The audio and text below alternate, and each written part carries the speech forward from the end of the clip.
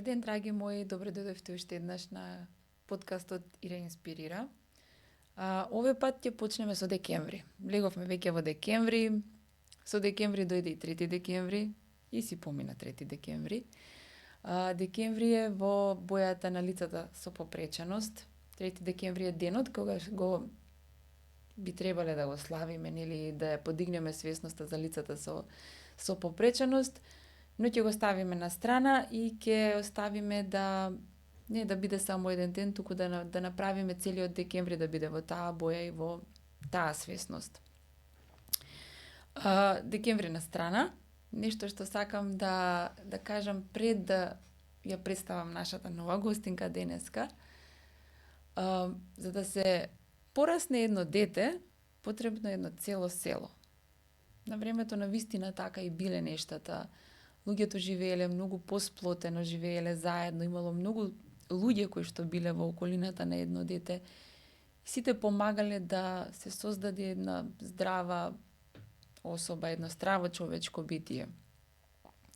На денешницава не само едно село, туку мислам дека е потребно повеќе и од едно село, за да може да истераме едно дете на еден правилен пат. Па во контекст на тоа, она што се однесува, значи, за сите семејства, но посебно за посебните семејства, за посебните семејства со деца со посебни потреби.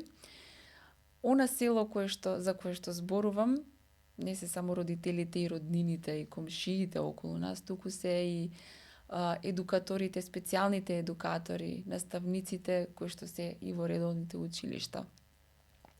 Така да сите овие луѓе кои што се во животот на едно дете се тоа село. Мојата денешна гостинка е еден од тие луѓе кои што се во селото и кои што му помагаат на семејството. Мојата гостинка е Теја Томовска, еден прекрасен дефектолог, родител на дете кое што има исто поинаков развој и од другата страна, на приказната, нели, на типични или нетипични деца. Така да, добар ден и добро ми дојде, Злато. Добро ве најдов. Благодарам за поканата. Така. Поканата за тебе беше испратена универзумот, затоа што кога се мислев, некако на почетокот мислев кој да биде, како да биде, декември е месецот на посебните и мислам дека е добро да овој месец го посветиме на сите посебни и да се погрижиме да дадеме што е можно повеќе информации, повеќе поддршка за сите семејства и како може да им се помогне, нели, не само кога ќе бидат некаде на терапија, него што може да добијат и до оваа страна како информација. Сега за почеток, би сакала само прво ти да ми ја споделиш твојата приказна, како ти стана дефектолог, накратко, што беше твојата желба, што друго правиш во животот освен што си дефектолог, еве. Повеќе. Интересно прашање за почеток. Значи, како што кажавте, јас сум специјален едукатор, рехабилитатор. Работам неминовно со деца со посебни потреби и деца кои што имаат потешкоти во процесот на учење. Моето патешествие, да кажам, започна не сум размислувала конкретно како да дадам одговор на ова, но ќе кажам како што беше. Кога се запишав на факултет, многу се двоумев дали да биде тоа логопедија или дефектологија. Сепак одбрав да биде дефектологија, затоа што пристапувам повеќе на целокупниот развој на целото дете, од когнитивно, значи моторички, емоционално и затоа некако севкупниот развој, значи кон целото дете ме упати да одбрам дефектологијата. А исто така понатака кога го завршив факултетот, се запишав на, да речем, на доедукација, на гешталт психотерапија, каде што сум во процес на завршување, но се уште сум работам под супервизија. Исто така и тука имам поклопување со дефектологијата, односно пак пристапуваме на индивидуата на човекот целокупно. Значи еден холистички пристап. Така да тука има две поврзувања. Така да психичкиот развој, когнитивниот, моторниот, емоционалниот не прави тоа што сме. И тоа нели да бидеме различни, бидејќи сите единки не сме исти. Сите сме различни. Така е. Кажи ми во твоето искуство со твоето детенце. Бидејќи некако јас лично мене ме инспирираат луѓето кои што ја имале потешкотијата, нели, паталци, гаталци, што би ги нарекле луѓето. Ти го имаш своето искуство со своето дете, ќе ни кажеш малце на кратко како сето тоа изгледаше. И сега со таа свесност, нели, како е да се живее со одредени потешкоти, каде што едноставно од самиот почеток на животот на детето не е ништо едноставно и не е ништо онака како што треба природно да се движи. Со таа свесност, како сега можеби пристапуваш кон децата со кои што работиш, дали се промени нешто во тебе, да знаеш дека да, ова го чувствуваат и родителите, сега знам и јас и како е од оваа страна. Па кажи ми отприлика како ти се чувствуваше, како сето тоа се случи. Откако станав мајка, значи на предвремено родено дете во 28 гестацијска недела, со само 800 грама, најчесто се смеам, јас не родив дете, јас родив фетус, но секако со самата борба, значи кога ја гледаш дека детето нели се бори за живот, ја што викам се бори за нешто основно, а тоа е кислород, така да низ целиот тој процес мислам дека што ме направи посилна од тоа што бев претходно е самото искуство и самата борба, значи континуирана борба. Секој ден беше борба за нешто. Борба за да се качи грам, борба за да се јаде со цуцла првен, борба за да стигнеме кило и 800 за да не за да го пуштат дома. Така да сите тие, бидејќи 2 месеци беше скоро во инкубатор, роден со ризик фактор, нели самата гестацијска старост, самата родилна тежина, потоа исто така тие деца тие бебиња се подложни нели на инфекции, на анемии, значи буквално комплетне, значи ризик фактор. И со сите тие работи без разлика мојата позадина тука на дефектолог и на гештопсихотерапевт некако да ми даваше некоја храброст, некоја смиреност внатре, поготово гешталт терапијата, некој си баланс. Бидејќи во такви ситуации имаме дисбаланс. Обично нели негативни мисли што ќе биде, леле, ако не успее, леле. Некако тоа леле и што ќе биде го оставив некаде во позадина, односно го фрлив. И кога одев да го видам, најчесто позитивната мисла, колку и да ви кажуваат докторите, нема никаква промена, или има, например, некој дистрес, значи во дишењето, сте ти работи што ги случате, пак треба да бидете некоја, да најдете некоја силина во себе.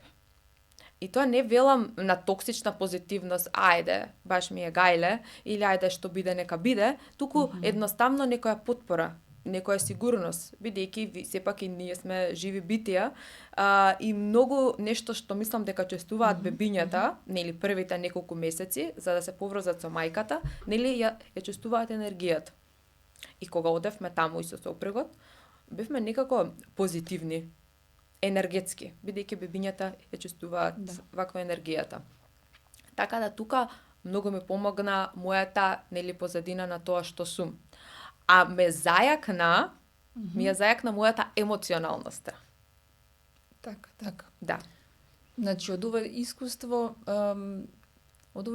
може да само ја преслукаш, можеби чувството како е што го имаат родителите секојдневно што ги среќаваш. Или после ова искуство за разлика, нели ќе станат дефектолози младите студенти, можеби немаат вакви искуства и овој дел им недостасува да можат да бидат во кондурите на родителите со деца со посебности. Затоа мислам дека е важно да ти да бидеш тука, затоа што сега ги имаш до некаде од двете страни чувството како е да си родител и да бидеш во стрес, и да бидеш во страф, и константно да бидеш, нели, во очекување дали ќе биде секако што треба, дали нема да биде, и секако вие Изложена не на знаете, да, не на знаете стрес. дали сте излезени од целата таа приказна, дали понатаму во развојот се ќе биде така како што е во ред, нели, надежта останува дека се ќе биде, Апсолутно. останува дека ќе работиме секој ден да биде се подобро и подобро. Точно. Така. Кажи ми ти, според твоето искуство, нели сега знаејќи го, колку за тебе е важен тој триаголник на родител, дефектолог и на дете? Ова е многу битно. Зошто? Затоа што без овој триаголник, во текот на работата, некоја страна ќе попушти. Ако немаме соработка помеѓу мене како дефектолог и помеѓу родителот, тогаш е таа страна кај што сме јас и родителот па ќе попушти и нема да личи на триаголник. Да. Ќе личи, нели, ќе добие некоја друга димензија. И сега зашто е битна? Затоа што со самото јавување на родителот, на дефектолог, дека детето има некои си отстапки, некои си потешкоти кои што ги има забележено па во развојот, ја дава таа првична база, првична сигурност. Значи, кога ќе се обраптат на дефектолог, започнува првиот чекор во тоа патешествие, во тоа, како да кажам, завршува тука процесот на талкање, нели обично додека дојдат до дефектолог, најчесто педијатарот ги праќа, нели пак самите родители гледат некои отстапки и најчесто тука тоа талкање, пак ја кажам, од една на друга врата завршува и започнува, нели, работата. Работата секако ние, нели, дефектолозите или било кој терапевт, немаме магично стапче да се реши тоа, нели, преку ноќ, туку треба многу да се има трпение и време. Да. Една мала дегресија, што најтешко усвојуваат децата? Што најтешко усвојуваат децата? Да, без разлика дали се типични или атипични. Во контекст на она што ќе сакам да те прашам, кои се предизвиците кои што треба можеби да ги надминуваат и родителите, но во контекст на тоа што најтешко децата научуваат? Времето. Сега, зошто го поврзувам, нели, дигресијава што направив, затоа што трпението и времето, чекањето, што ќе биде, дали ќе успееме, па нели, пример, ќе почнеме да совладува детето фина моторика, па после пак два чекори назад. Пример, исто така, детето ќе седне на под да работи или на стол, па после тоа пак исто така се губи, исте тие работи. Тоа е нешто што треба многу трпение кај родителот. И најчесто кога ќе видат, значи, родителите дека нема да има успех, најчесто ќе се откажат и ќе биде окей, нема на пример работа дома, што ќе биде тука, нека биде.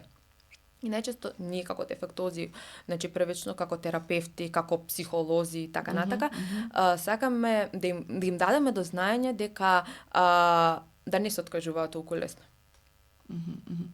Затоа што кога ќе се откажат, тука веќе немаме соработка. Тука имаме само дете, терапевт. Ама во оваа ситуација дете терапевт не ни оди баш во прилог. Бидејќи детето сепак, нели, немаме уште логичко размислување, или конкретно, за да може само да се снаоѓа или само да учи. Затоа тука му треба поддршка и помош од родителот. Така е. Да. И во текот на третманите, значи после завршување на третманите, најчесто им кажуваме што сме работеле и какви инструкции и кон што да целат дома за да работат. Исто така, мислам сега генерализирам во оваа ситуација, нели, не се сите родители искалап, како што не се сите деца со искалап, нели? Така е. Најчесто велат, нели, немаме време, работа, нели, треба друго имам дете, ова. Најчесто, добро, снимајте се да видиме што сте направиле. Барем едно нешто. Една нешта, нели, активност кое што вие ја имате изреализирано. Бидејќи ете, со тоа им даваме мотив, со тоа им даваме задача, дека треба да го направат, за да ние го видиме тоа што го направиле. Така. Дали мислиш дека можеби треба поинаков пристап да се внесе во однос на тоа како ќе се создаде соработката. Бидејќи јас, например, моето дете одеше на дефектолог и дали поради фактот што јас многу сакав да знам и цело време прашував и јас барав и во исто време додека он работеше со дефектологот и со логопедот, јас самата учев за сето тоа, за да знам што треба јас да направам. Значи, девојките ми помагаат.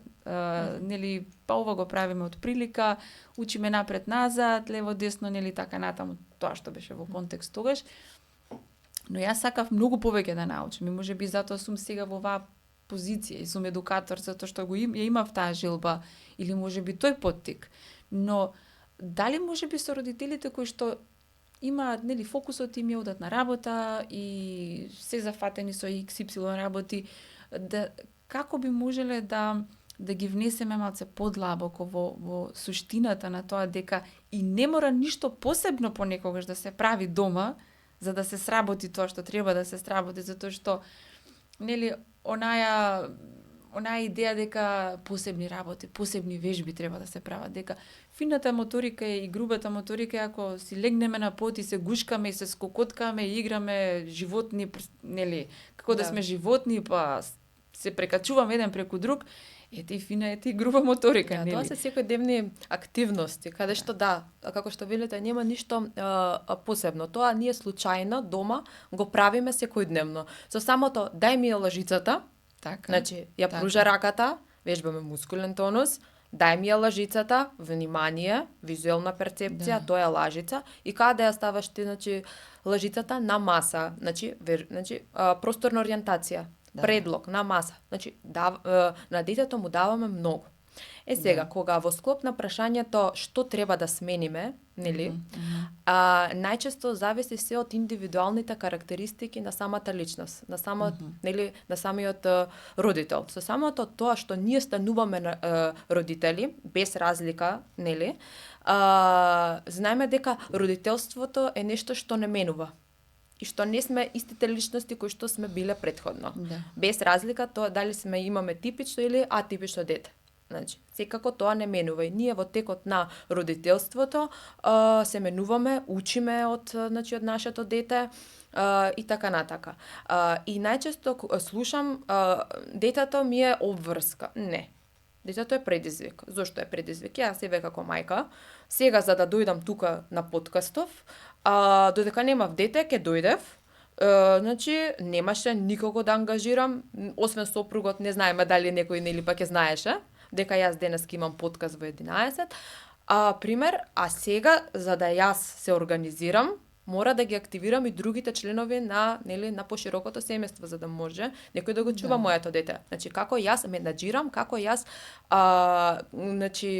балансирам со тие работи.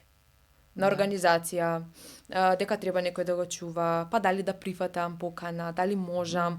Сакам да кажам, тоа е предизвик. Предизвик за самата себе. Значи, мојот капацитет е многу повеќе од тоа што сметав додека бев сама. Додека бев сама.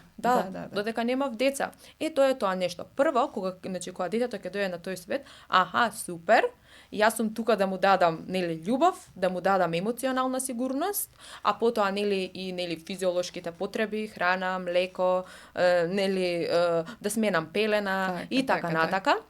Ето самото тоа ние што сме врзани за детето, додека сме на породилно, секако имаме и уште многу други работи дома, ручек, машина и така натака, значи со самото тоа ние имаме предизвик да ги избалансираме работите. Затоа родителите треба да имаат дознаење дека работата, вежбањето дома со децата се едноставно еден баланс.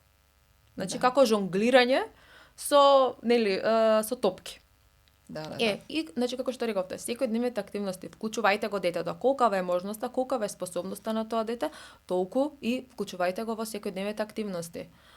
Исто така, денеска поголем процент од децата имаат послабо развиена фина моторика. Настрана телефоните, настрана екраните, нели само што се активираат палци и показалци, многу е битно полека. Настрана технологијата. Значи, многу е битно децата да ги учиме да врзуваат врвки.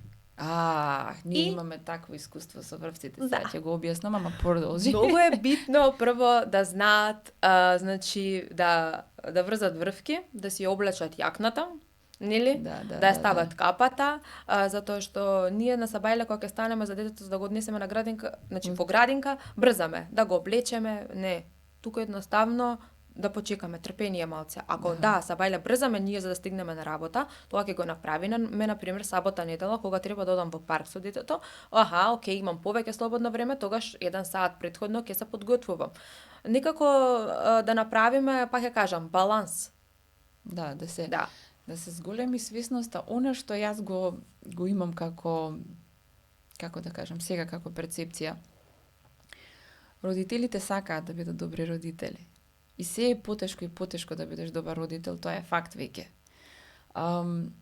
Родителите се чувствуваат како неуспешни, едноставно кога ќе дојде ред нели да се зборува дали со дефектолог, дали со наставник или со било кода каде што нели дефектологот и родителот се во една линија каде што би требале нели да растат, да создаваат, но се чувствуваат како да има борба тука. Да. Чекај, јас сум добар, ама ти не правиш доволно, ама ти не знаеш што правиш и така натаму, наместо соработката, она чувство дека јас не сум доволно добар родител, јас не знам што да правам тука.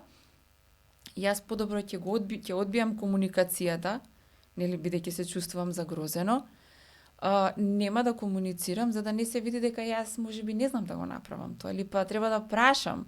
Па самото прашување дали треба вака ова да биде или не треба. Јас мислам дека дефектолозите се најсреќни кога родителите, барем такво чувство има, можеби не е така, но најсреќни се кога ќе ги прашаат што треба ја да правам дома. Од тоа што го учевме, кажи ми како јас да го направам. Значи, колку попрецизно, толку подобро и за родителот и за дефектологот. Да, можеби ќе потроши 5 минути повеќе на крајот на часот, кога ќе се пренесе информацијата, ама тоа потрошено време дома од тие 5 дена додека повторно да дојде на дефектолог детето, веќе ќе има разлика.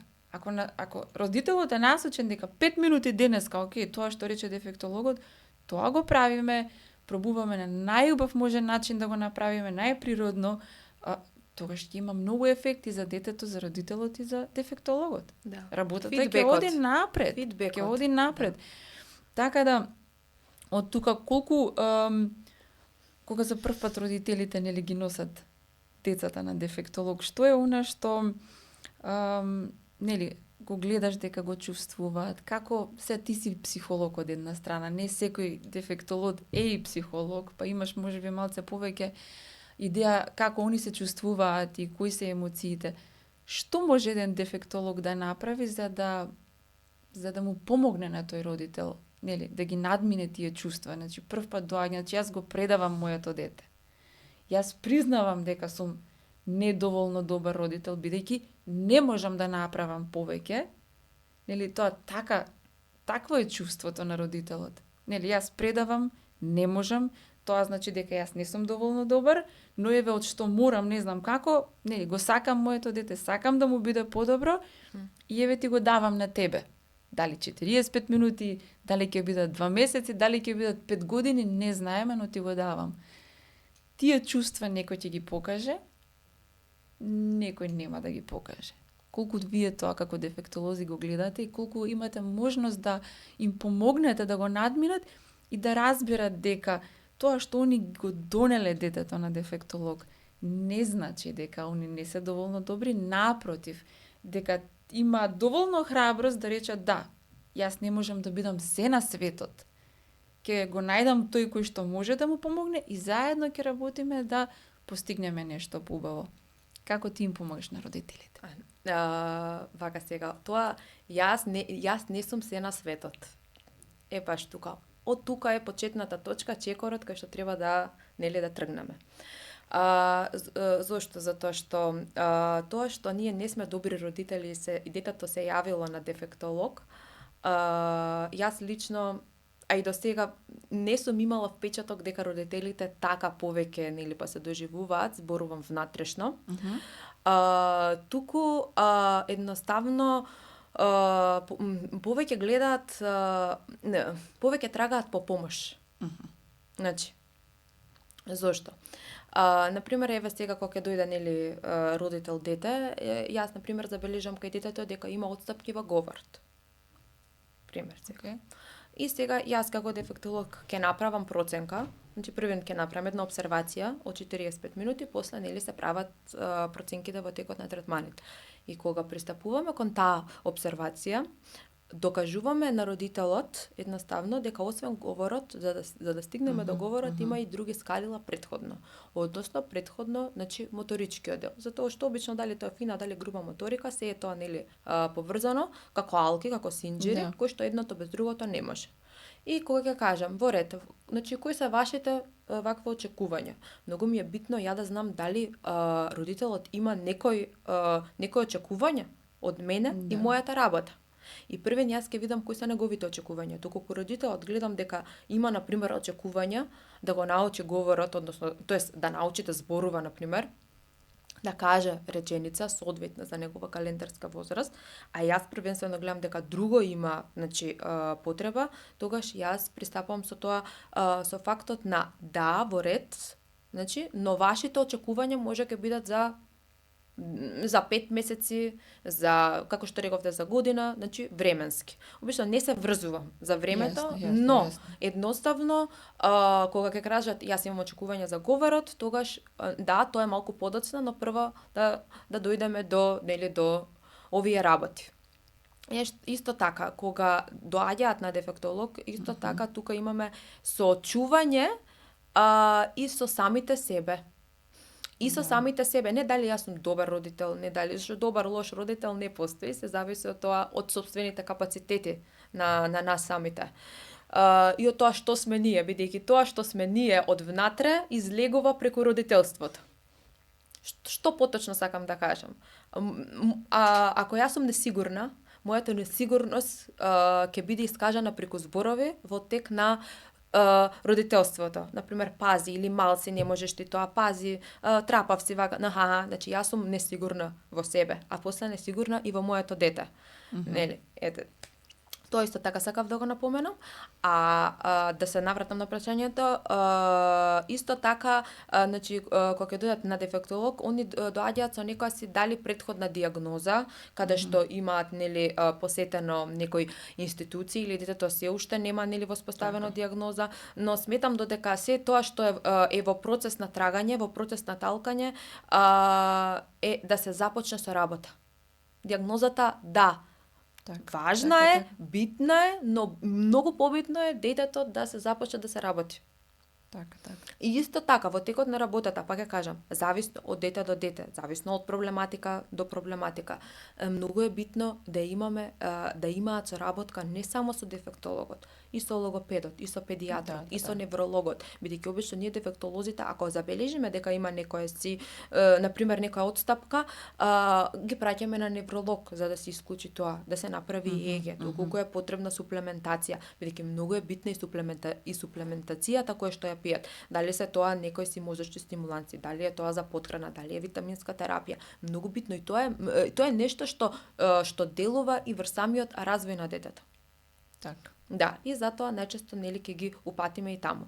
Во однос на разбирањето, на емпатијата како дефектолог и како гешталт психотерапевт под супервизија, многу ми е битно исто така родителот да ме разбере. Така. Да ме разбере и да ме гледа како поддршка, а не како да се конфронтира со мене.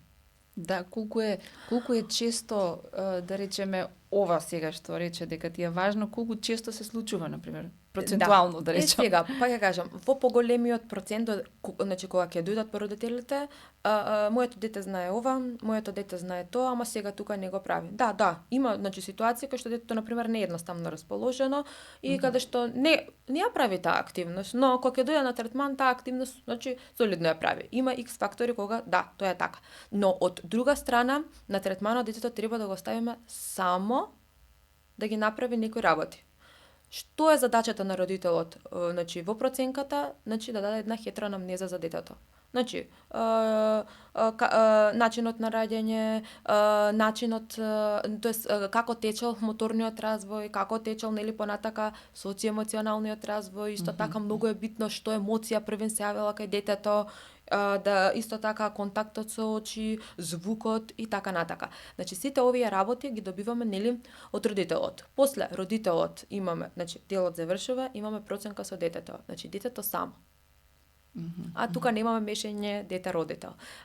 И нормално е кога нели кога ќе отидеме и ние на лекар, ако не го знаеме нели лекарот, ако немаме истражено на Google претходно за него, немаме никоја сигурност. Додека стекнеме доверба, ни треба Така. време. И најчесто први нели имаме некоја конфронтација. Не вака, не така, јас дома си играм, и јас дома ово го правам, и јас дома вака му покажувам на детето, да, но сепак јас се тргам и од себе, јас дома на детето сум мајка, јас не можам да му бидам нити дефектолог, нити па психотерапевт, значи такви работи не можам да бидам затоа што не е природно, а и не можам да бидам авторитет.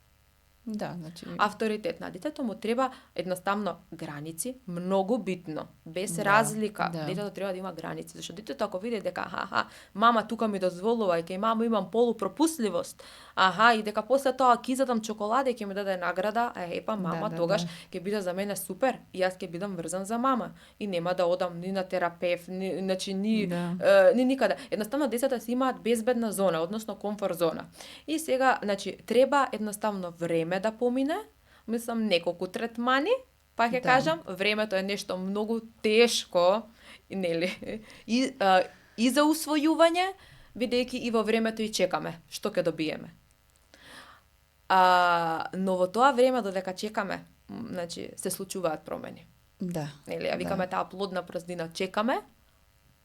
Ама ако чекаме, ама ништо не действуваме, Точно. тогаш ништо нема да биде. Ама ако чекаме и ние правиме нешто, исто така, значи го вклучуваме во секојдневни активности, си го мести креветот дома според, па ќе кажам според способностите, значи на детето си ги раскрева играчки, та не чекај мама, чекај мама, чекај мама. Да. Тоа чекај мама, ќе биде и во адолесценција и значи после во зрелост, бидејќи детството е добра основа. Значи и кратко трае за она што ќе ни се трае. случи во Да, дефинитивно Во дека адолесценција, кратко да. трае раниот детски развој, во кој што многу често се случува кај нас, нели, зашто родителите нели живеат и во стравот дека нели нешто не е во ред, гледаме дека нешто се случува, ама ајде, и знаеш и чичко му на 4 прозборе, ама знаеш и ова вака, ама знаеш и јас така. Само ќе те прекинам нешто. И го пропуштаме раниот детски развој кој што Тоа, е многу важен. Секаде во светот постои рана интервенција. Постои рана интервенција. Само кај нас најверојатно тоа се тие нешто што го носиме од минатото, тие интроекти. Чекај, има време. Чекај, како што викаш, машко е, секако ќе касни. Чекај и таткото вака прозборел, чекај мајката ова го направила. Супер е сето тоа да го знаеме како предиспозиција, но меѓутоа да не чекаме многу и да пропуштиме многу битен дел од развојот на детето. Зошто велам битен? Затоа што првите 3 години имаме пластичност на мозокот, каде што мозокот е што викам пластелин и сунгер истовремено. Значи може да го модификуваме, односно нели се модификува и се менува врз база на нели рани искуства, низ различни вештини вакве стекнати. И затоа е многу битно да се искористи таа невропластичност на мозокот. Без разлика, некоја задршка има. Да, дефинитивно. И затоа велиме рана интервенција.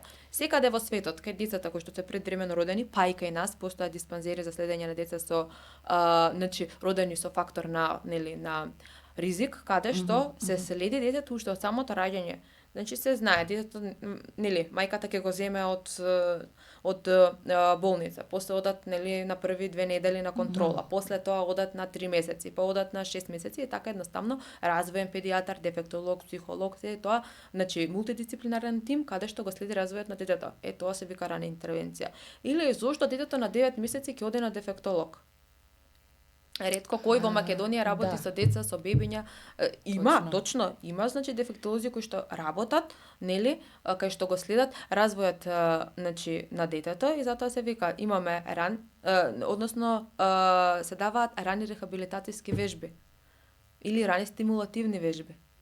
И затоа е многу важно на 9 месеци зошто децата одат на дефектолог. Затоа што им се кажува, значи се насочуваат родителите. Тука е тој систем на поддршка каде што дефектологот и го насочува и му дава поддршка што ти треба да правиш дома. И помош и поддршка. Значи затоа се викаат рани стимулативни вежби, ран рехабилитацијски третман. Доколку е потребно. Обично кај децата кои што имаат моторни нарушувања, нели, ран рехабилитацијски третман е посвета на физиотерапевт, посвета на на невролог, каде што се тоа подкрепено освен со терапија, подкрепено и со вежби. Многу битно, нели, за тонусот, за мускулатурата на детето. Така. Земајќи во предвид дека кај нас, например, во Македонија е на многу оскудно ниво се тоа системски решено, значи педиатрите кои што би требале да бидат првата да речам првото место каде што родителите треба да добијат насока дека да нешто не е барем во рамките на тоа како нели се движиме. Педиатрите немаат време да просто ги видат децата доволно долго и колку одат луѓето на педијатар, колку ги носат децата на педијатар, кога е болно и кога е настинато. И не е ни толку времето ти да го видиш тоа дете дали има некаква дискрапанца во развојот, затоа што тогаш тоа е така е омалаксано и е расплачано и не е тука и не е присутно и му се спи и така натаму. Значи првен земајќи го предвид дека тоа кај нас недостасува, значи раната диагностика. Сега и нели екранизацијата која што си една сосема друга планета, за мене викам димензија која што ги дава симптомите на АДХД, ги дава симптомите на аутизам и се тоа е една каша попара кој што никој не знае дали нештото е вакво, дали нештото е такво. Пред малку кажа дека нели многу од родителите чекаат диагноза. Кај нас исто диагноза да се добие посебно за невродивергентните поинаквости, значи кога зборам тргнувајќи од аутизмот па надоле се што ги дава таквите и сличните симптоми е тешко да се добие, затоа што немаме баш структури кои што може да речат и нема такви системски, нели да речеме да се соберат на маса сите луѓе во СИМПО. Да, тоа се случува на некакво ниво, но е сепак не мислам дека е доволно добро. Родителите во очекувањето на таа диагноза не го користат раниот детски развој, чекаат. И времето за кое што зборувавме, нели, дека е многу важно. Фактот дека ние чекаме само кога не сме инволвирани во нештото. Тогаш чекаме и ни е тешко, и ни е страшно, и викаме, и само го гледаме, нели, она направи нешто, она не направи нешто. Сега, дефектологот, логопедот, не е битно кој. Целиот фокус е кој некој нешто друго направил добро или лошо во однес на нашите очекувања. Сега зборам од позиција на родител кој што чека, и јас сум чекала, и знам како изгледа да се чека, и кога чекаш некој една минута ти станува една година, па макар и на автобуска да чекаш, а па камоли за нешто толку важно, нели, развојот на детето. Така да разликата во чекање и, нели, создавање некаква вредност е кога родителот ќе се вклучи во тој процес, па нема да изгледа така страшен, нема да изгледа како чекање и само стрес дали ќе има некаков резултат. Тоа сакав само малце да го нели од оваа моја перспектива како родител да го кажам. Најчестите заблуди, добро решивме, најчестите заблуди кои што родителите ги имаат за специјалната едукација. Кои се тие заблуди? Што е специјалниот едукатор и што ќе направи во мојот живот? Да. Најчесто, па ќе кажам, не поистоветуваат со логопеди, со наставнички. Се тоа супер, но меѓутоа затоа си имаме и факултет, затоа си имаме посебна едукација, дека сме дефектолози, специјални едукатори, значи рехабилитатори. За мене искрено е исто, да речам, дали би кажала, значи, логопед, дали би рекла дефектолог. За мене исто. Ама кога некој ќе рече зборувам исто не за профил што работи дека се исти логопеди, дефектолози, сосема различна, значи проблематика работат, но зборувам исто јас како родител, еве и како дефектолог најверојатно, кажувам дали моето дете оди на дефектолог, дали моето дете оди на логопед, тежината е иста. Во тој смисол мислев иста. Во однос на поддршката на детето. Точно. Од друга страна, значи, првен тоа, започнувајќи дефектолог, значи логопед. Ако кога ќе рече одам кај датичката или одам кај наставничката, тука веќе станува збор за нерешеност, односно за нешто, за некоја внатрешна структура, за некоја внатрешна тежина на родителот. Значи, дека родителот има некоја си санталет, значи, некоја си преграда, некоја преграда, каде што не може да се соочи дека детето оди на дефектолог. И буквално денеска во денешно време ништо не е срамота, ништо не е осудувачки, децата да ги криеме или пак да не одат за своја помош. Нели? Да. Исто така детето ако има проблеми со стомак, ако повраќа, ако има, не знам, со глава, нема да го однесете на лекар, ќе го криете дома. Не, напротив, ќе го однесете на лекар за да му дадат терапија. Така? Да. Или било што, или да направи крвна слика. Исто дефектологот. Значи, одите и му помагате. Некако јас сметам дека повеќе насока кон тоа, значи кон стигмата. Да. Кон оваа струка што е нели повеќе упатена дефектолог, па добро еве. Да не збориме за психолог. Да, психолог да не збориме. Мислам дека тоа дефектолог, мислам дека се е тоа табу тема. Да. Значи буквално на луѓето кога што им треба лекар матичен, им треба и матичен психолог. Се согласувам. Потполно на децата им треба и педијатар и дефектолог доколку е потребно. Да. Значи се е тоа испреплетено. Да. Тоа е таа заблуда и исто така значи сега што ми текна во моментов додека зборував е за довербата која што се стекнува на релација родител терапевт најчесто е исто така и додека нели првата средба која ќе дојдат обично и самите родители се во некоја заблуда. Обично во негирање, во шок, бидејќи дефектологот ја кажува буквално сликата која што ја гледа родителот можеби не очекува тоа да го слушне, не е подготвен и најчесто додека се стекна таа доверба имаме некои други стадиуми на шок, на тага, на неверување, па на некое отфрлање, па не е така и најчесто зошто немаме соработка, значи дефектолог родител. Затоа што имаме отфрлање. Негација. Кога имаме отфрлање и негација во било кој сегмент од животот, па дури и во процесот на тага, нели, во процесот на сепарација, имаме стагнација, немаме напредок, немаме чекор, значи немаме ние простор за соработка. Дури и тука имаме стагнација, дури и да ги носат они своите деца, нели, редовно ги носат затоа што рекол друг доктор и затоа што можеби дел од семејството, мајката, таткото, сега едниот е во одбивање и во негација, другиот вели ајде туркаме, мора да се случи. Тука мора тоа да се разреши затоа што само се прави лошо. Да, како што кажав, санталет правиме лошо за детето. Мислам, никој родител не сака лошо за своето дете. Јасно, напротив, сите сакаме добро, но едноставно кога ќе се решиме самите себе, па ќе кажам, значи родителството не менува, зошто не менува? Затоа што и ние треба да работиме со самите себе, затоа што нашиот недостаток пред да станеме родители ние не сме го знаеле. Нашиот недостаток, нашата тешкотија што се јавува кога ќе станеме родители. Јас тоа така го гледам.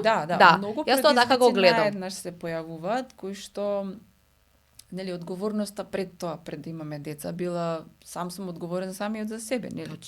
Тоа секогаш останува како факт дека ние сме секогаш одговорни сами за себе, но сега наеднаш дури кога ќе влеземе во брак, нели ние имаме партнер, но тој е повторно тој си е одговорен самиот за себе и тука не можеме ние да се мешаме можеби во заедничките работи или од она што треба да го направиме во домаќинството. Што е есенцијално значење, нешто за опстанок. За опстанок, но сами за себе. Сега кога ќе дојде детето, ние сме целосно одговорни Значи, зборам целосно одговорни од пелени до јадење, дали ќе преживее првен ова бебе. Значи, ние како битие на оваа планета ни треба најмногу време да проодиме, да прозборуваме, да станеме самоодржливи, за разлика од другите животни кои што, не знам, жирафата и треба 5 минути да стане самоодржлива.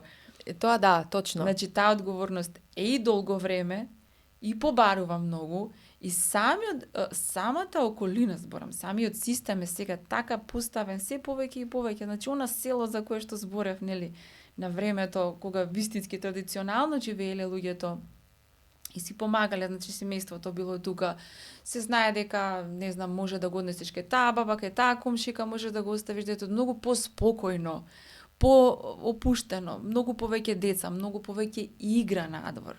Нели, фината и грубата моторика сами се решавале затоа што децата надвор се играле едноставно. Така. Со песок, со земја, качи се на ритчето, симни се, качи се на дрво, симни се. Ете ги фината и грубата моторика за кои што просторна ориентација. И сите се работи кои што играта ги решава. Значи, само просто играта надвор решава 99% од работите кои што ние, можеби, нели ќе рече некој, на дефектолог тоа прават.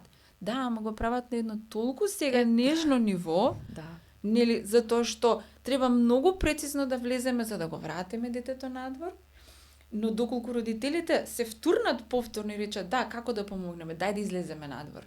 Јас лично, значи, кога зборувам со родители, кога работам со родителите, нели, ама ние што треба? Едно нешто што можеме сигурно да направиме и сигурно ќе му направиме добро на детето, го изнесеме надвор. Тоа е Да број бидеме 1. во природа. Точно. Да играме со природни работи, значи со камчиња, со стапчиња, со лисчиња, џиткај се во лисјава, која оди на снег, лизгај се, качувај се, симнувај се. Значи, ние правиме само добро за нашите деца од најмала возраст. Точно. И она, нели, као, леле, сега што ќе правам? Мојево дете, нели, има поинакви потреби, не ми комуницира веќе од друга страна. Значи, чим не ми зборува, не се разбираме, два света. Па затоа викам, Јас не можам вкочанетост ништо да доаѓа направам. од нас. Таа парализа, да. таа вкочанетост доаѓа од нас како родители. И тогаш ние не ги гледаме можностите и способностите на своето дете. Биде исто така, кога ќе дојде диагноза или пред да дојде диагнозата или кога сме во процес на талкање, многу е битно што да гледаме дека детето има и способности и можности. Точно. Ако детето немам фидбек да ме разбере, експресивен говор, детето може би има рецептивен говор кој што ако му дадам налог разбира. Еве и таков говор да нема. Детето има способност на груба моторика, на возење балансер, на возење точак, на возење тротинет. Значи, да, ќе го јакнеме тоа. Не само чекаме, нема говор, леле што и да бидеме во тој некој си очај. И затоа, за доверба многу е битно и за сигурност на тој триаголник, па ќе кажам на првиот дел од емисијата, да имаме да се решат внатрешните конфликти на родителот. И таа вкочанатост, и таа негација, и тој шок, бидејќи секако кога доаѓа, како што кажав, слушам многу нови работи. Кој што, например, можеби не е запознаен, можеби првпат слуша и сите тие работи. Така да, субјективното мислење на родителот со мислењето на терапевтот најчесто е во конфликт. Повеќе би рекла тоа и затоа нема тука соработка. Да. Ајде вака нешто да дадеме некакви насоки, пошто сме при крај веќе некаде, да дадеме некакви полесни насоки за родителите. Значи, свесноста да се подкрене пред да тргнеме, дури да има попреченост, било каква. Значи, и да тргнеме од тоа дека не знаат која попреченост. Има различно однесување, има некакви симптоми. Според она кое што јас најчесто го комуницирам со родителите и воопшто кои ќе ме прашаат, детево не зборува, нели тргнуваат од тоа, детево не зборува, веќе има 4-5 години и се однесува чудно. Значи, најголемиот проблем е не зборува. Нели во свесноста на луѓето, чим немаме комуникација, имаме проблем. Секогаш треба да знаат, јас велам, секогаш треба да знаат родителите, иако нема говор, има нешто внатре, има некоја радост тоа дете, има некоја тенденција тоа дете. Има нешто кое што секогаш можеме да се фатиме, кое што го прави со волја. Точно. Значи, и да не ги прави дел од работите кои што ние сакаме или можеби треба, колку што се во развојот, да го гледаме сето она кое што може да го прави. Да. И јас мислам дека ако таа информација вас ви ја дадат, дека и вас ќе ви биде полесно. Дали грешам или не. Значи, родителот да не гледа само проблем, да гледа и која е убавината на едно дете.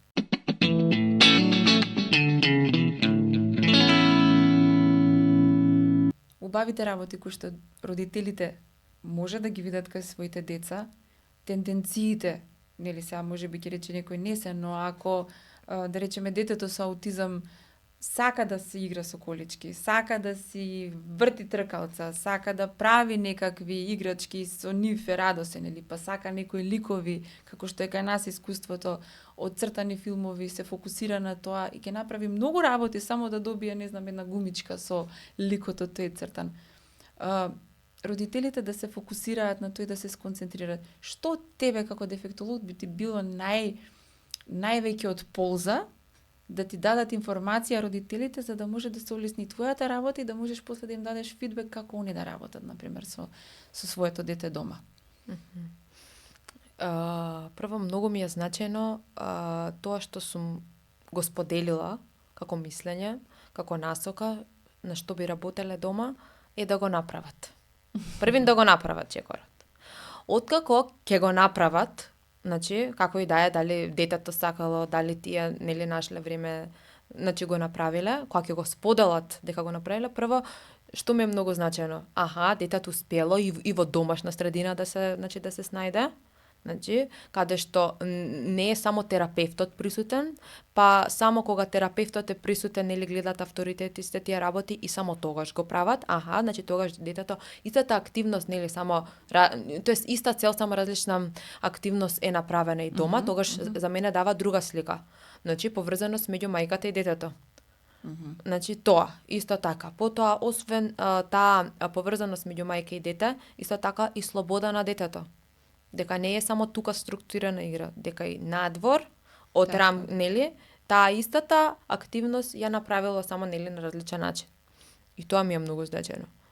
Да, и можеби они можеби ќе се чувствуваат дека е неуспешно тоа што го направиле, но мислам дека охрабрувањето и обидот, дека се обидовме ние сега, можеби се уште немаат во свесноста родителите дека нели присутноста во таа игра или колку ќе дадам од своето време и од својата енергија во сето тоа, ќе биде поинаква, кај секој различно, нели? Да.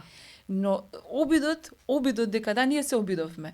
Поврзаноста. И поврзаноста можеби нема да биде толку голема на почетокот, нели? Да. Во однос на тоа колку ќе бидат присутни родителите, но мислам дека родителите треба да се охрабрат да го направат, па дури да не се најуспешни на почетокот. Мислам дека секој дефектолог ќе види што е работата, ќе каже дека окей, добро, супер. Ова оди во добар правец, само дајте малце повеќе внимание во ова, ставете малце повеќе фокус на тоа. Точно. И да може и самите родители, затоа што мислам дека колку што детето учи, толку и родителите се во прво одделение во однос на тоа. Како ви кажа, во која развојна доба е детето, во таа развојна доба е и родителот. Така да не се плашат родителите да дојдат во прво одделение, кога ќе почнат со дефектолог, и дека и самите треба да се во свесност дека и они го учат сето тоа. Да. Значи и нема потреба да бидат во таа, нели, во таа свесност дека ние би требало да го знаеме веќе ова. Дури некаде и подсвесно да го знаат насоката и како ќе се користи тој некој капацитет. Нели, треба насока од дефектологот. Затоа во прво одделение заедно со дефектологот и со детето сите заедно тргаат. Сакам тоа да го имаат во чувство, значи и младите родители кои што сега се повеќе и повеќе доаѓаат во состојба каде што треба да одат на дефектолог. Значи екранизмот пак ќе го земам и аутистичниот спектар, ADHD-то. Значи се во поголем број и децата кои што се во раниот детски развој, значи младите родители да бидат со оваа свесност и да не се оптоваруваат толку за нивната успешност или неуспешност на првиот час или на вториот или во првиот месец. Многу е побитно да пуштат од себе, дека и они ќе учат и заедно да учите. Сите, нели, тој триаголник. Баш така, многу бав приказ. И исто така играта е таа која што ги зближува. Значи, Да. родителите и децата. Да, и значи дефектолозите си играат како што не етикетираат тебе под наводници. Да, играме, ама затоа што дефектологот има знаење кон што да цели, кои вештини од играта, нели да ги засили, Да. потоа димензијата на играта, дали ќе биде тоа игра која што ќе биде на детето ќе му се даваат значи налози, структурирана игра или ќе биде игра каде што е слободна и така да тоа не е само играње. Што правеше па си играше со коцки? Тие коцки носат многу. Јасно. И Јасно. едно нешто што е многу битно, што би сакала да го упатам до сите, обично чекаме и бараме комплицирани решенија за потешкотијата Да. или за проблемот, комплицирани, а напротив, не станува збор тука за комплицираноста, туку решението е во многу, значи, тоа е многу Едноставните едноставно. и простите Да. работи. Еве, решението извади го детето надвор и нека трча. Тоа е тоа решение. Значи, буквално бараме некомплицирано.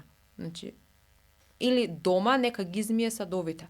Или доколку може тоа да го направи. Да, да, да. Сакам да кажам, и тоа е нешто корис. И детето да се почувствува корисно, и да се чувствува сигурно, дека јас можам тоа да го направам, а не само пази, не така, не така.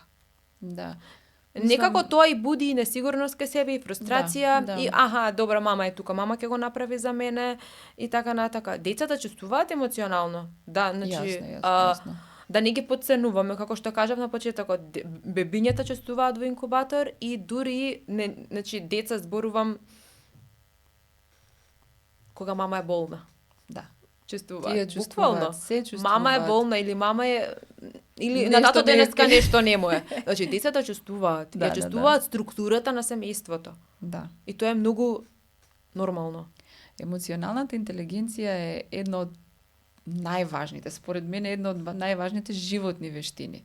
Значи, која што е тргната толку на страна за која што не се збори, ти си машко, нема да плачеш, ајде сега што е ова вака, сега ќе зборуваме, значи за емоциите само кога гневот е во прашање и кога ќе излезе надвор и кога ќе се истепаат две деца, тогаш е паниката. Сега, ама зашто сега вие вака се карате? А три чекори наназад ние сме требале да разговараме, ама како се чувствуваш ти во врска со тоа другарче? Зашто си незадоволен? Зашто си тажен? Зашто си неспокоен? Тоа е една толкава дупка, нели, во растењето на емоционалната интелигенција, да просто после се чудиме зошто во тинеџерските денови имаме млади луѓе кои што се агресивни, кои што се тажни, кои што се депресивни, Што и исто така кои што посегнуваат по завист. да, посегнуваат по завист, мислам, не се олеснува работата сега со електронскиот допамин, јас така го нарекувам, веќе му дадов име, затоа што имаме веќе епидемија, каде што не се зборува за емоциите, не се зборува за тоа какво, бидејќи емоцијата е нешто кое што создава хемиска реакција во телото, не е туку така само нешто во просторот, нели, ама ти чувствуваш. Да, со секое сочувствување, една мисла, една емоција хемиска, не знам, ова е хемиска фабрика која што ќе создаде 300 чуда внатре. И кортизолот качен, и адреналинот качен, и не знаеш што со себе. Да. Така? Кога сме кај кортизолот, имаше една студија која што имам значи читано, дека децата кои што имаат зборувам, кои што имаат повисок значи кортизол, нели, изложени се на повеќе стрес, имаат оштетување на префронталниот кортекс. Кортексот кој што е нели одговорен за читање, за пишување, резонирање, рационално размислување, за каде што се префронтал. задржува нели во суштина меморијата, каде што се развиваат сите, дефинитивно кортизолот, посебно во начинот на кој што ние се однесуваме, стресот за кој што нели е бабарогата која што ама знаеш докторот ме вика стрес таму, нема врска сега, не може се стресот да биде, но за жал начинот на кој што ние го користиме стресот, тоест би рекла како тој нас не уредува, е вистинскиот проблем што се случува сега и со нас, воопшто и со возрастните и со децата. И понекогаш ќе речеме, ама знаеш како па се нормално беше, па наеднаш нешто се случи. Не е ништо наеднаш. Околината и системот не им помагаат на нашите деца. Прво нас како родители не ни помагаат, нели оди на работа, нема време за ова, нема време за надвор, нема време за играње. Не, мораш да напишеш домашно, дојдеш на англиски, на фудбал и на кошарка, и дојдеш на виолина и ќе одиш на кинески и нема време за играње. Глупости, сега ќе играм, ајде сега ти треба да имаш петки за да се запишеш за во средно, да те правиме. и после кога ќе се запишеш во средно, мораш да имаш петки да учиш многу силно за на факултет да се запишеш. И после кога ќе се запишеш на факултет, Тука не знаеш кај ти е крајот. Ни Веќе- емоционално, не ништо. веќе е малце доцна. Точно така. За се ова за кое што треба да се вратиме чекор назад, ја викам да се препаркираме малце поинаку, како родители, да се вратиме кон важните работи. Животните вештини се основата. И кога ќе речам животни вештини, зборам да знае да се облече, да знае да јаде само, да се изготви само, да си го намести креветот, да исчисти нешто по дома, да знае како се чувствува, како многу важно, да знае како се чувствува и што да прави со своите чувства и емоции, каде да ги носи, што да прави со нив. Барам ако ништо друго да препознае и да знае основните, како да се справи со нив. Емоционалната интелигенција е едно од најважните, посебно за децата во невродивергентните деца. Тоа ни е насалатката со која што можеме да ги вратиме во спокој. Ако они научат, кога они ќе научат како да се справат со гневот или воопшто со непријатноста, веќе ќе имаме поспокоен ум, па ќе имаме и простор за да учиме. Ако ние сме во стрес, нема учење. Тоа е само заборавено приказ на потрошено време, затоа што мозокот не е отворен за учење кога е во стрес. Точно. Така да И е многу побитно детето да научи тоа, значи како што рековте, да биде самостојно. Да. Иако детето има 6-7 години, наместо да научи да пишува. Битно е и пишувањето, ама пред пишувањето е многу побитно да знае да облекува јакна, да врзува патики, не знам сега, да си направи пример па за јадење, да знае што е горе, долу, лево, десно, да е просторно ориентирано, па после да пишува букви. Затоа што ако ние ова го скокнеме на буквите нема да се научат, секако пак и ќе се стоиме на место. Точно. Или, пример, да научи да чита. Нема да научи да чита, или математика. Некако да не иако детето е, например, календарски возраст за училиште, да. Ние сепак треба да бидеме реални со карактеристиките и со способностите и можностите што ги има детето. Да. Многу е битно тоа. И така ние му помагаме на детето да се насочи кон тоа што го сакаме и ние во иднина. Јас имав една игра со моето дете со посебни потреби.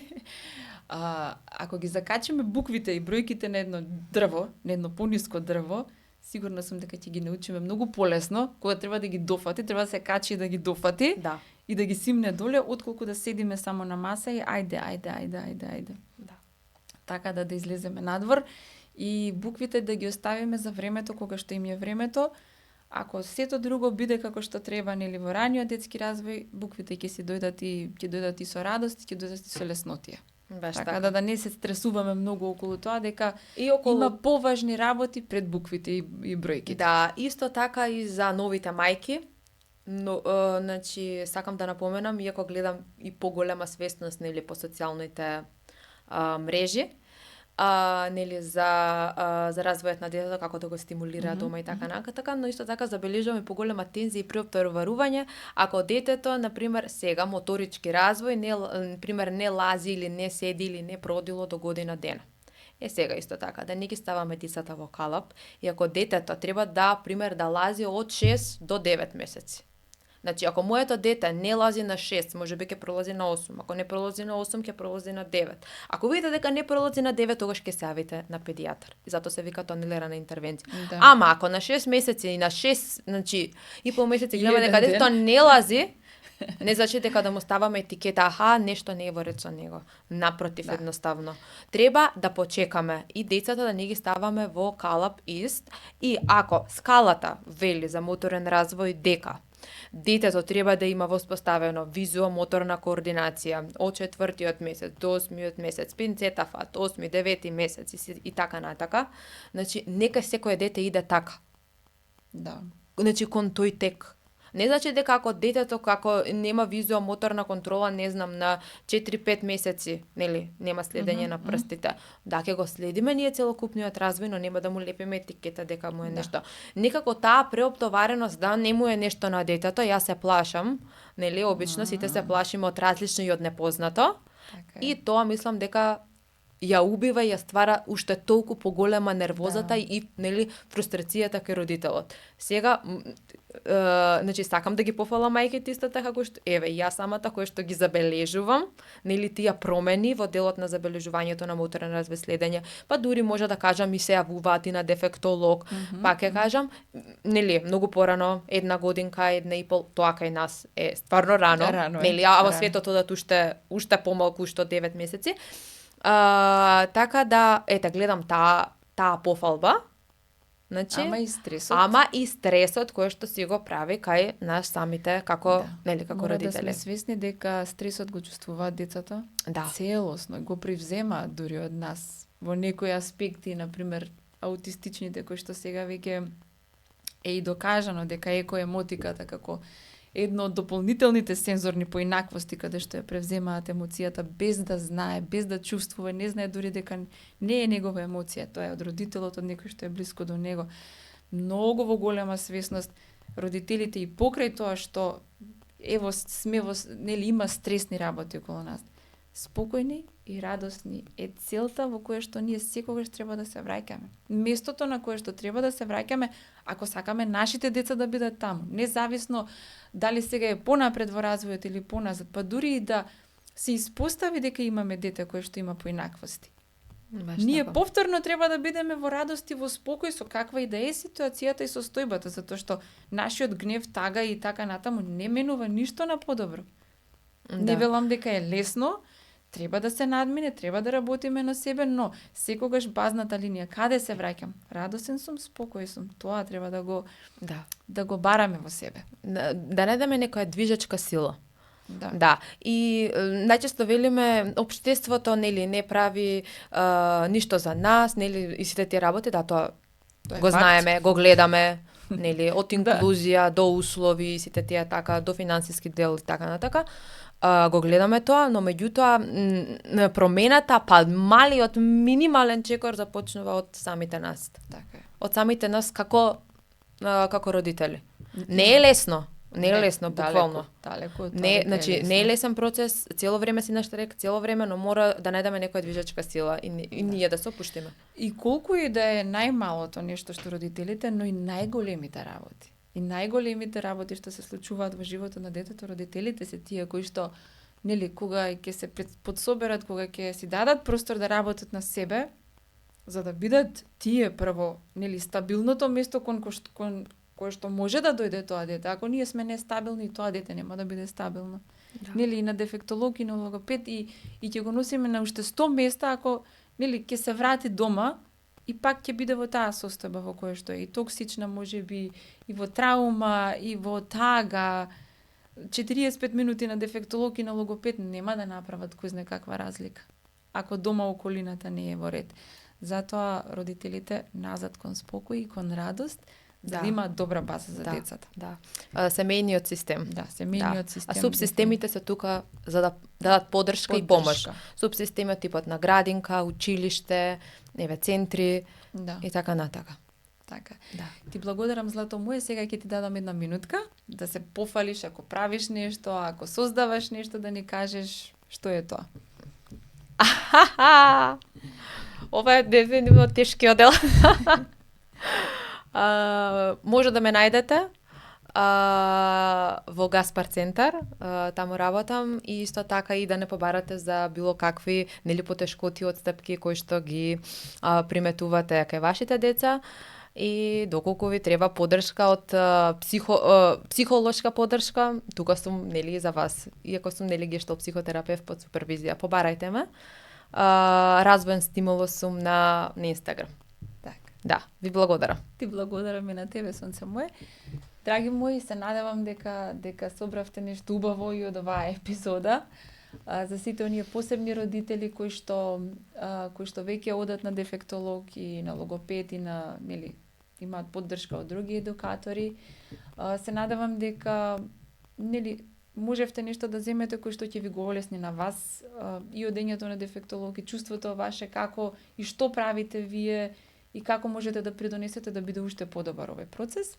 А за оние нови родители кои што можеби ете имаат потреба и размислуваат како да пристапат кон тоа и што треба да направат, исто мислам дека слушнавте како може полесно да биде и за вас. Се гледаме следниот пат. Поздрав!